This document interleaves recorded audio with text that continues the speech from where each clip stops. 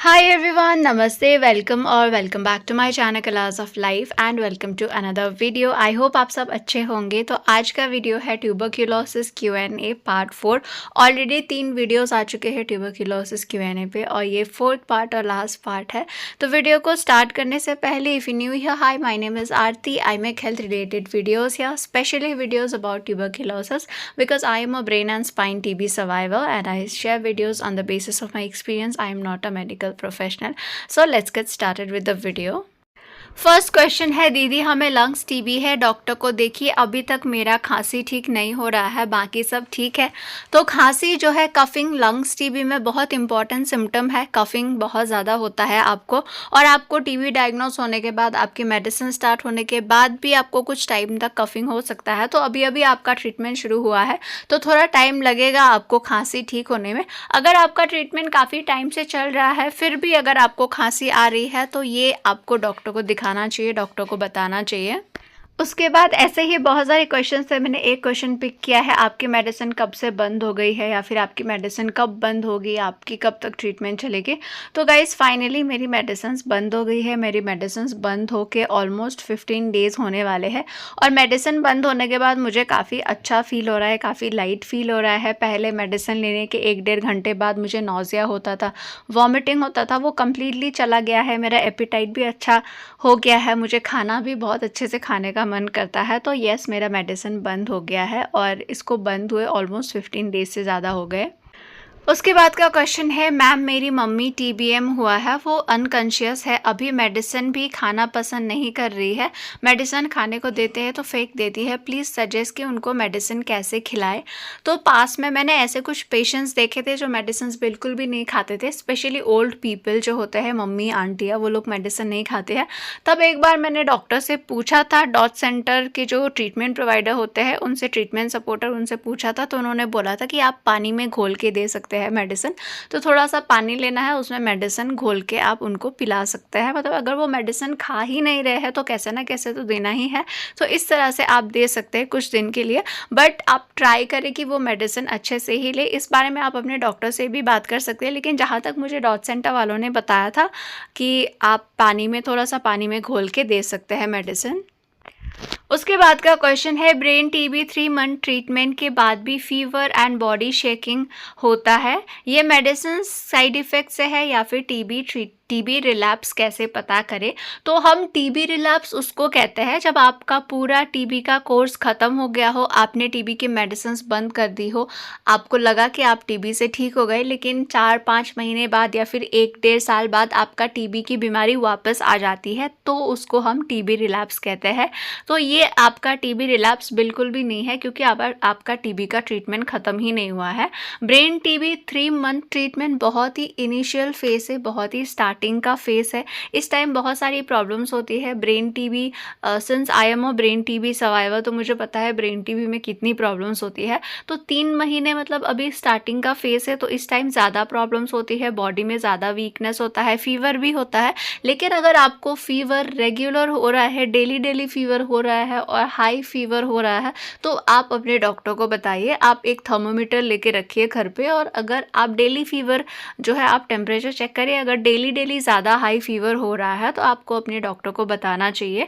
और उसके बाद जो हाथ पैर कांपने की प्रॉब्लम है, शेक होने की प्रॉब्लम है, ये वीकनेस से भी होता है, क्योंकि पेशेंट की बॉडी बहुत ज़्यादा सफ़र कर रही है, ऑलरेडी बॉडी में बीमारी है, उसके ऊपर इतने सारे मेडिसिन ले रहे हैं, तो बॉडी अभी बहुत वीक हो गई है। तो वीकनेस की वजह से भी ये शेक होता है। 1-1.5 साल ट्रीटमेंट के, 1-1.5 साल 2 साल बाद तक भी आपके हाथ पैर कांपते हैं। मेरे अभी भी हाथ पैर कांपते हैं, तो ये वीकनेस की वजह से भी हो सकता है। लेकिन अगर आप नेक्स्ट विजिट में डॉक्टर के पास जाते हैं तो ये छोटी छोटी प्रॉब्लम्स जो हो रही है वो सब कुछ आप बताइए, और पेशेंट को अच्छे से अच्छा डाइट दीजिए। अगर वेज खाते हैं तो वेज में भी अच्छा प्रोटीन का सोर्स दीजिए, अगर नॉन वेज खाते हैं तो नॉन वेज में जो मटन का सूप वगैरह होता है वो दीजिए।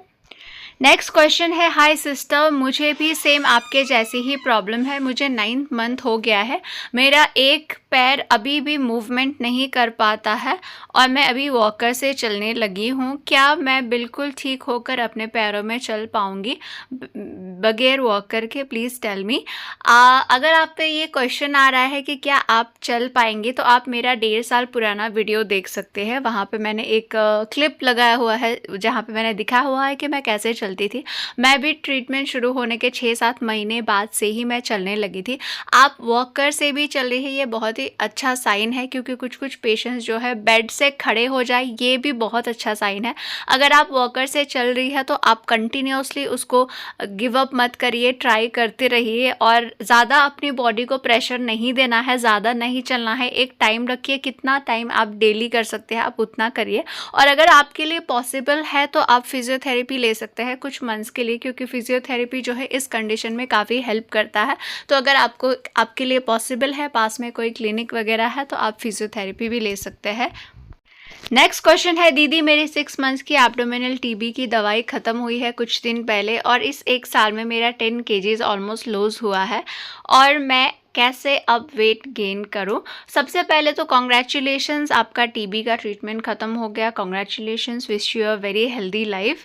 एंड जो वेट लॉस की बात है, टीबी में वेट लॉस होता है। अब आपकी मेडिसिन बंद हो गई है तो हो सकता है कि आपका वेट खुद से भी गेन हो, या फिर आप वेट गेन करने के लिए बहुत सारी चीज़ें कर सकते हैं। आप जितना अपना डाइट ले रहे उसमें थोड़ा सा डाइट ऐड करिए, ज़्यादा करिए। डाइट में आपका प्रोटीन जो है, प्रोटीन ऐड करिए। और भी मैंने बहुत सारी चीज़ें बताई हुई है मेरी वेट गेन वाली वीडियो में, आप लोग जाके देख सकते हैं। मैंने वही टिप्स फॉलो करके टीबी ट्रीटमेंट के टाइम में 10 kgs वेट गेन किया था। तो weight gain for TB treatment video है, आप वो वीडियो जाके देख सकते हैं। नेक्स्ट क्वेश्चन है, आपके एमआरआई में एडेमा था क्या along with ring enhancing lesions? Yes, मुझे ब्रेन एमआरआई में हमेशा मेरा ब्रेन एडेमा दिखाता था। ब्रेन एडेमा जब आपके ब्रेन में स्वेलिंग हो जाती है, तो यस मेरे ब्रेन में एडेमा था। और जब मुझे ब्रेन स्ट्रोक आया, उसके बाद टीबी डायग्नोज हुआ, तभी से ही मेरे हर एमआरआई में ब्रेन एडेमा दिखाता था, और उसके लिए मुझे कॉर्टिकोस्टेरॉइड्स भी दिए थे। लंबे टाइम तक मुझे स्टेरॉइड चला था, क्योंकि मेरे ब्रेन एडेमा जो है, ब्रेन में स्वेलिंग होते हैं, वैसे ही स्पाइन में भी मेरा स्वेलिंग था, तो लॉन्ग टाइम तक मैंने स्टेरॉइड लिया था। उसके बाद का क्वेश्चन है, हेलो दीदी, जो बीसीजी वैक्सीन टीबी के लिए इंडिया में लग रही है, क्या वो ब्रेन टीबी पेशेंट को बचा सकती है जिससे सीवियर हो? मैंने ये इन्फॉर्मेशन गूगल से निकाली है। तो अभी अडल्ट बीसीजी वैक्सीन भी आई है इंडिया में, गवर्नमेंट किसी किसी जगह पे लगा रही है, प्राइवेट का मुझे नहीं पता है। अभी जो वैक्सीन जो होता है, ये प्रिवेंशन के लिए होता है। वैक्सीन इसलिए लगता है क्योंकि फ्यूचर में वो डिजीज़ से प्रिवेंट हो जाए, वो डिजीज़ हमें ना हो। तो जिन लोगों को ऑलरेडी ब्रेन टीबी सीवियर है, उनको मेडिसिन लेने ही पड़ता है, सिर्फ वैक्सीन से नहीं होता है। और अगर ब्रेन टीबी के पेशेंट वो वैक्सीन अभी लेना चाहिए नहीं लेना चाहिए, वो आप अपने डॉक्टर से ही कंसल्ट करिए, उसके बाद ही आप लीजिए। लेकिन अगर आपको ब्रेन टीबी है तो आपको मेडिसिन जो है अपना ट्रीटमेंट कंप्लीट करना ही पड़ेगा। वैक्सीन जो है वो प्रिवेंशन के लिए होता है, कि आज आपने बीसीजी वैक्सीन लगाया है तो फ्यूचर में वो टीबी को प्रिवेंट कर सकता है। लेकिन जिनको ऑलरेडी टीबी हो चुका है, उनको मेडिसिन लेना ही पड़ता है।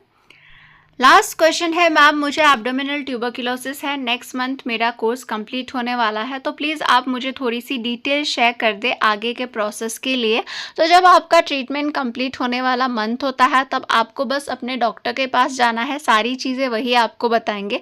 आपको कुछ ब्लड टेस्ट कराने के लिए बोल सकते हैं, और आपको 1-2 और टेस्ट कराने के लिए बोल सकते हैं। तो सारे टेस्ट होने के बाद जब उनको कन्फर्म हो जाएगा कि आपको टीबी ठीक हो गया है, तभी आपकी मेडिसिन बंद कर देते हैं। तो आपको बस अपने डॉक्टर के पास जाना है, और वो जो भी जितने भी टेस्ट देते हैं वो सब आप टेस्ट करिए, और उसके बाद वो डिसाइड करेंगे कि आपकी मेडिसिन बंद करनी है या आगे 1-2 महीने और देना है।